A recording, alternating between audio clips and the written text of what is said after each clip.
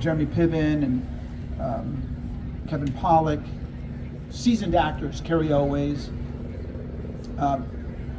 and Everett delivered. I mean, in those first couple of scenes, I remember, Jeremy Piven, I think it was the one who came up to me and said, "Oh man, I got to go. This guy's bringing it." Meaning, like, it elevated everybody's hypersensitivity to what we were doing. And I can't say enough great things about you. And I don't know how that, if it was the same experience for you as it was for us, which was like, you sort of like, it was a celebration for us because of all the years and all the time that we had passed to get this movie made. But to have you there, I'd love for you to share, what those initial feelings were for you in retrospect. Give it up for Martin Guigui, please. There's a lot of information, but it was very true. Couldn't miss a beat with that. I would say my experience was, Dahlia, she mentioned in the beginning that all this kind of starts with a question and being curious. And he mentioned the artistic journey started with a question, figuring out the story you wanted to tell, and digging deeper and researching and finding information. And then it all boils down to just the passion that keeps you hunting for that question, not being so focused on the surroundings and the generations or what's going on around you. Because when you can do that, you can almost forget your own personal purpose. So always hearing that voice of God is what I call it, that's digging inside of you, right? So I found myself always listening to that. And I played ball for my whole life, played basketball, boom, boom. There was a point in my life where I had to pivot and I went into acting, and I've always been passionate about human beings. So the fact that this opportunity came and it aligned is very interesting because these people were on the same journey of listening and being passionate and pursuing their goal and not even knowing where their lead role was. Like most people are like, oh, I don't know where my lead is at, I can't do the film, or I can't do this. So many people feel like they need everything at their fingertips to take that first step forward. But my belief is when you take a step forward and you do all you can, God can do what you can't, right? And He will send the right people to you, the right productions or teams, whatever. So for me, answering your question, that first day on set, filming with people that's won Oscars and Emmys, and I've never been on a Warner Brothers set. I mean, the closest thing I've seen to Warner Brothers was in my grandmother's house in LA, watching Space Jam and watching the What's Up, Doc, eating the carrot, the bunny with the WB. That's the closest thing I've seen to Warner Brothers in my life, right? So to be on that set in that time was surreal, but it was honest and it was pure. And I think just from an actor's perspective, just staying, or just a creator or artist, whatever it is, just staying true to whatever the story is that you're telling and not worrying so much on the outside. And the environment that you guys created was very peaceful, it was loving, it was true, it was supportive, and it was easy to step into. So speaking of Warner Brothers, we did shoot at Warner Brothers. It was not a Warner Brothers film. We raised the money independently. Obviously, the Film Commission helped us tremendously to stay in California, and the reason that we were able to do so was because the film took place in 1950. So we knew that the movie mostly had interiors, and we actually built the interior of Madison Square Garden in combination with green screen psych, CGI, crowd replication to create the additional tiers. But we built the first level, the first row, into what Madison Square Garden looked like in 1950, which does not look like current Madison Square Garden today. So we couldn't even shoot in New York in the same location that we would normally, and New York City doesn't look like New York City in 1950. So the back lot at Warner gave us the perfect hybrid opportunity to shoot the interior scenes that we needed, and then also to shoot some of the exterior. And we did use also Disney Ranch, which gave us like some of the upstate New York and a couple locations exterior that we needed for a nightclub scene and otherwise. But it was a tremendous opportunity to shoot here. But speaking to Everett's curiosity and passion, as Martine said, it takes a village. Every department is extremely integral to making a film, and especially on an independent film, you don't have a minute to waste. You're counting your dollars, you're counting your clock. You got to make sure that you finish, you wrap on time and on budget. And when your shooting days are over, you don't have the luxury of shooting another day or two or three or a week, or going back and picking up reshoots or any of those things that sometimes they do have the luxury on studio pictures. So you want to get everything in the can, so to speak. And Everett was so inquisitive. He would go around to every department. He made sure that he had, he was asking the questions. What does a DIT do? What is the person in the props department? What's your responsibility? How can I make sure that, that the authenticity of this, that, and the other was there? He spoke to the craft service people. He was talking, the editor was on set, and he was interested in what was going on in the editing room and how was the footage looking.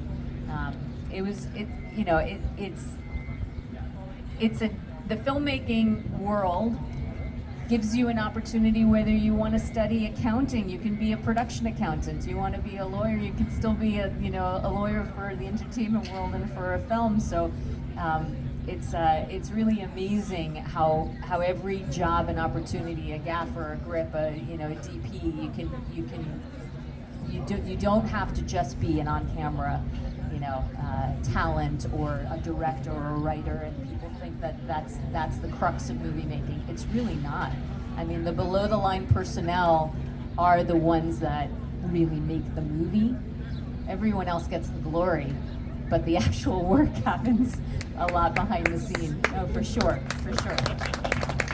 Do you want to do a Q&A? Do you want to have open it? Yeah, absolutely. Yeah. You want to get the mic? I can hear you.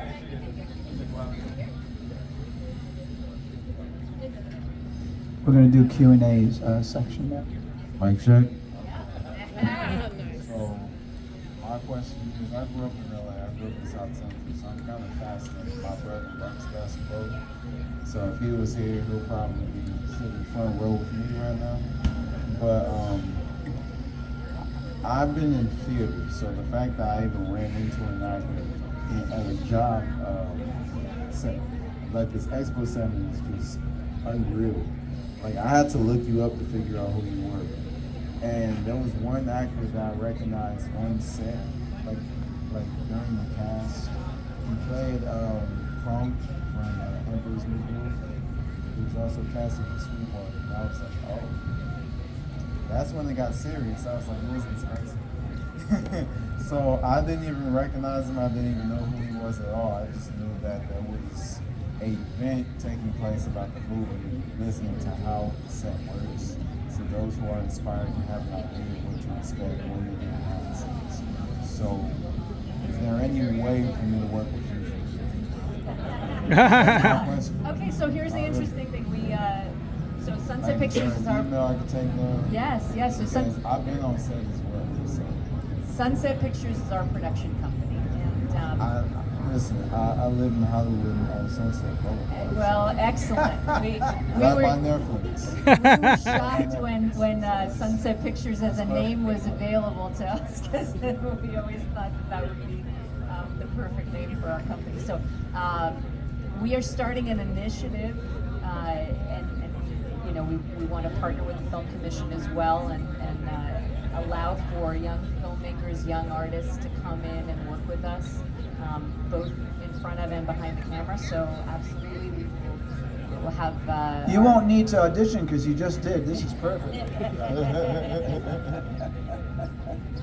I mean, listen. Let's say you want me to slate and act in front of you, I would. Like now, since I'm in front of everybody, they're looking at me. It's like fear is unreal. Like, you just gotta get the opportunity. You gotta step in with both feet. Like, you can't be afraid of something. Yeah. Is there like a business card that I could take down? I don't want to walk away empty-handed. That's why. No, after we're done, we'll definitely connect with you. Yeah. What time is it right now? So basically, I came with a group. Oh, I didn't even know he was gonna grab the mic. I was in front. My bad. I'm sorry. Basically, I can't really rule. We're supposed to leave at 2:30, so that's the reason. Like, if I have to leave at 2:30, I would hate to leave because then I won't be able to talk to them. That's what I'm saying. Okay.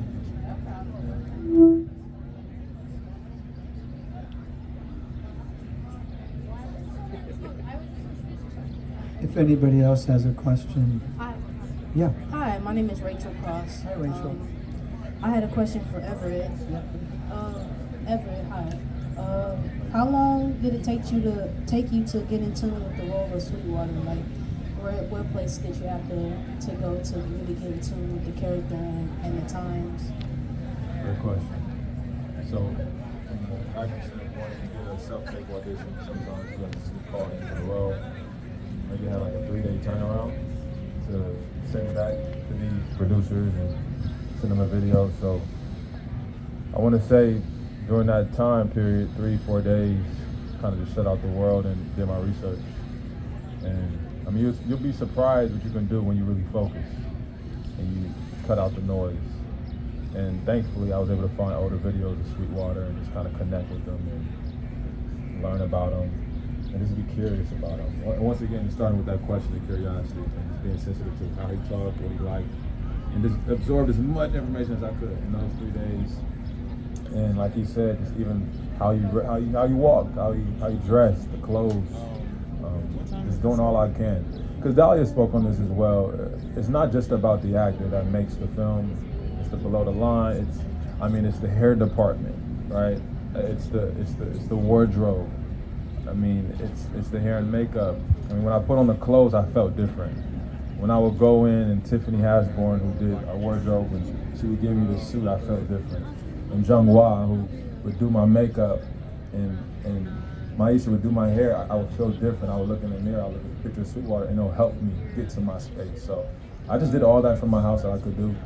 And when we showed up on set, as we kept doing it, like he was saying, as he did more research about the character and the story, he learned more about it. So as we were filming it, I just got more in tune with what we were doing and kind of created it that way. And you also got a chance once you were cast in the role to connect with Sweetwater's daughter and the family, and that was something.